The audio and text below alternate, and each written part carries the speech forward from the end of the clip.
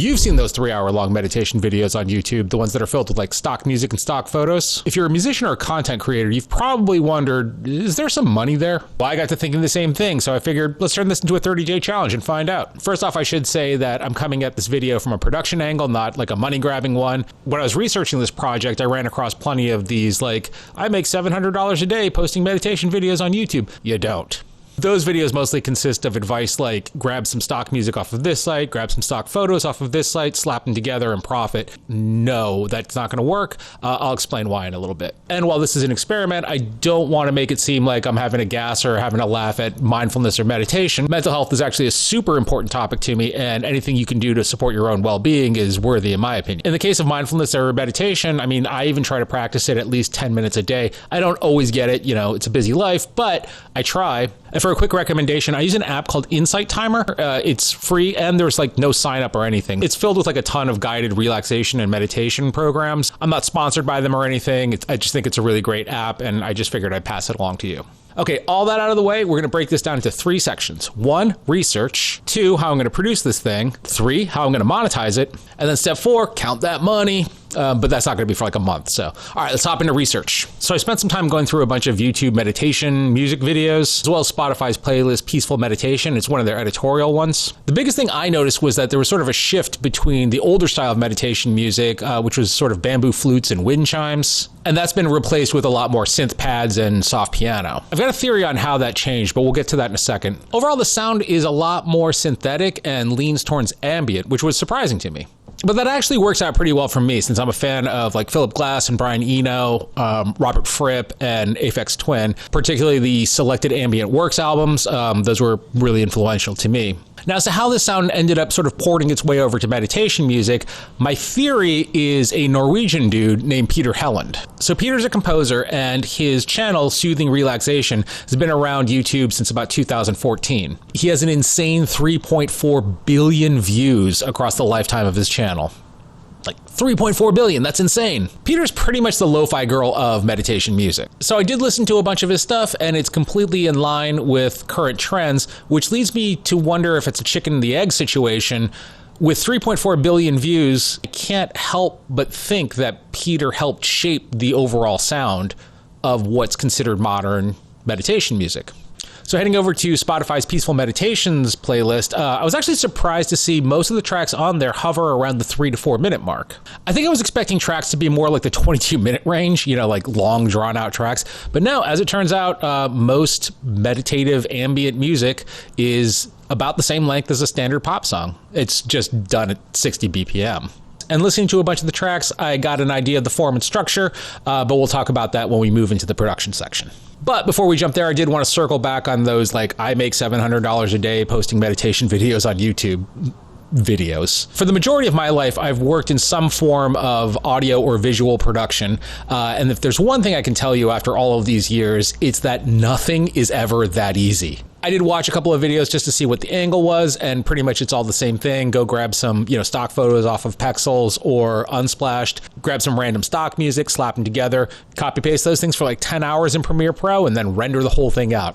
Profit. Lots of problems on both sides of that, but the biggest one on the music side, at least, is Content ID. So sure, you can use the free music, but you can't monetize it because somebody already owns that Content ID. So basically, you've just wasted a 10-hour render. The solution that they offer was actually pretty amusing as well, which is go on Fiverr and hire somebody to write your meditation music. The problem there is that there might be a composer or two on Fiverr that are just recycling the same ambient tracks, and then it just becomes a race to see who gets the Content ID first. And I'm not bagging on Fiverr composers at all. I'm just saying that in this particular genre, I think the opportunity to recycle material is probably pretty high. Again, at the end of the day, nothing is easy.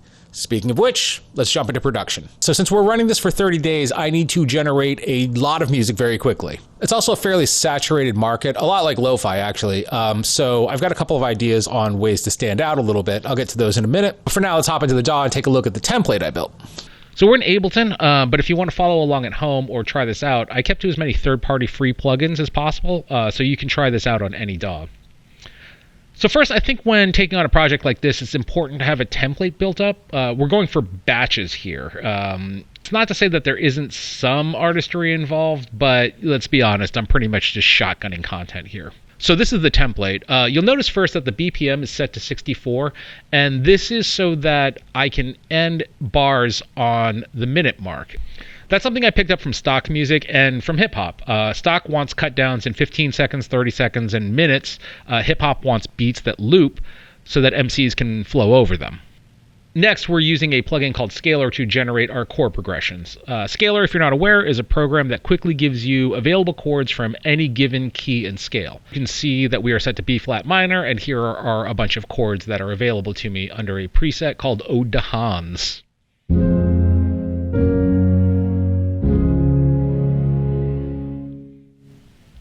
It does a ton more as well, including generating melodies and bass lines, and yeah, some people call it cheating, but honestly, there's no cheating in music. It's just tools. So for my purposes, I'm using Scalar to quickly generate progressions, basically so I can pump these out without getting stuck in overthinking a chord voicing or a chord movement. And that leads us to structure. From what I've noticed, most meditation music is just 2-chord vamps, occasionally with like a B section of 2 other chords. Interestingly, and I don't know if this is just the stuff that I listen to, but most of it never seems to resolve to the 1. So in this case, we wouldn't actually come back to this B flat. We just kind of bounce back and forth between.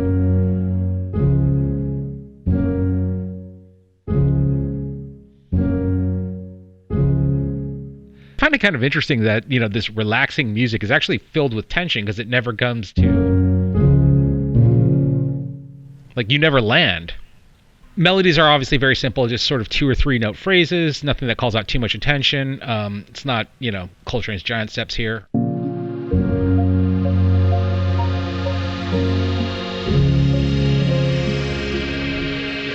So in my research, particularly on the Spotify playlist, I heard a lot of Serum. Serum, if you're not aware, is kind of the go-to synth in production right now.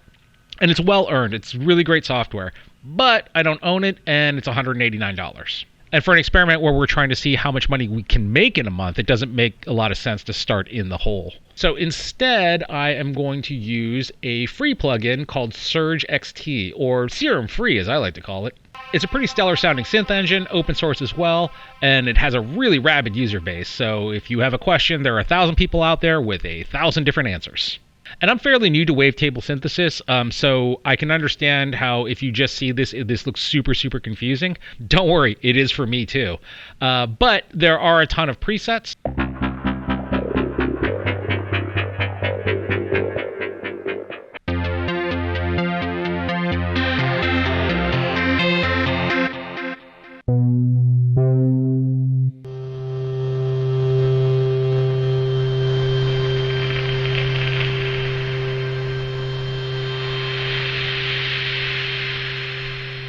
So for each track, I'll just be sort of messing around with different pad sounds, tweaking knobs, and just, seeing what I learn about synthesis. That said, I did just pick up Massive, which is currently free if you have a Plugin Collective account, so I may play around with that as the month progresses as well.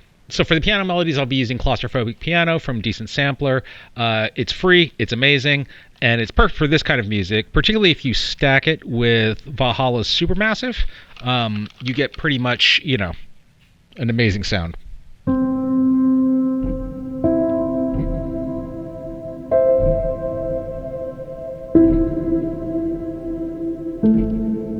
Again, rounding everything out, once the track is finished, I'm just mastering as quick as possible using Isotope's Ozone. Ozone, if you're not familiar, is a suite of mastering tools. Personally, I think it's great for learning mastering, and the presets give you fairly good results, and I'm really going to only tweak things if something sounds super off. To be honest, that's actually been one of the unintended problems that I've been having with this project. Things are supposed to move quickly, but I end up slowing myself down a lot because I'm constantly wanting to sort of tweak and perfect. But that's sort of the endless artist and producer struggle. The producer wants it done quickly, the artist wants it done with, artistry. It's just that much more difficult when it happens to be the same person. So the trick there that I found is to have both of them agree on what the overall project focus is, and that's money. So let's move on to how we're going to do that. Okay, so how are we going to make money? I mean, that's really the point of this video, right? And you probably jumped ahead in the chapters to get right here. I see you. So let's start by looking at the potential. So let's circle back to Peter Helland. According to the website Social Blade, soothing relaxation brings in $120K to $1.2 million a year. That said, Social Blade is super inaccurate and actually lists this channel as making $16K a year, which I can tell you is not true at all. But obviously, overall, there's some AdSense money here, so let's start there. So in order to stand out a little bit from the typical pixels and unsplash stock photos, I'm going to be using Midjourney to generate art. I'll take those images and bring them into After Effects and do some like light animation on it. Nothing crazy, just sort of some particles and maybe some moving clouds. And since it's just me, I don't want to get crazy with it, so I'm thinking like an image every 10 to 20 minutes. So I'll take that video and release it at the beginning of next month. And at the end of the month, we'll take the view count and sort of extrapolate what we might have made in terms of AdSense. I've also taken the tracks and I've uploaded them to Pond 5 to see if we can monetize them as stock music tracks. Funny enough, I actually know that meditation music sells there because for a previous freelance video project, I had to buy meditation music and I bought it off of Pond 5. So a few of them are already up. I priced them at the market value of $20 to $30. So at the end of the month, we'll circle back and see if we made any sales. I also applied to Artlist and Epidemic Sounds, but that was like 3 months ago, so I haven't heard anything from them. Since the template is already built, I figure, well, let's throw our hat in the Fiverr ring and see if somebody wants to hire me to build one of these tracks for them. And to further stand out, we'll try a guided meditation track as well. Same technique as above, only this time with a VO. And I think I'm going to use GPT-3 to write the script, which is kind of like DALL-E for writing. And if you're thinking, you seem to be using a lot of AI tools here, I would say yes, I am. And I'm okay with that. I think when you're working as a solo artist, producer, creator, you need to exploit any tool that you have available to you.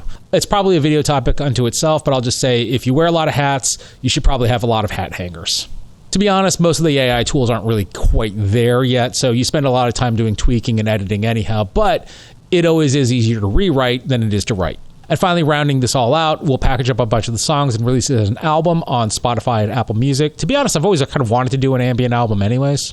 I'll put them up on my main artist profile, which already leans sort of chill, ambient, sleepy anyhow, so there's a small audience there to begin with. And then I'll do the usual playlist groveling and, pitch to Spotify editorial and see what happens on the ambient side there. Spoilers, nothing. And at the end of the month, we'll tally everything up and see what the final number is. I'm also going to try to keep track of my time so we can sort of see how it breaks down in terms of effort versus profit. So in about a week, I'll release the first video here. So if you're subscribed and suddenly a meditation video shows up on your feed and you're like, what? That's why. And if you're up for it and feel like getting your third eye tweaked, feel free to, pop it on, listen to it in the background while you're napping or, working on something. I'd love to push this experiment out a little further into the YouTube algorithm and, see what happens. When it does go up, I'll also link it at the end of this video. So if you're finding this in the future, it'll be, in one of these spots. Through the month, I'll also have commentary videos and production videos that are unrelated to the project. And that's about it. So until the next one, namaste.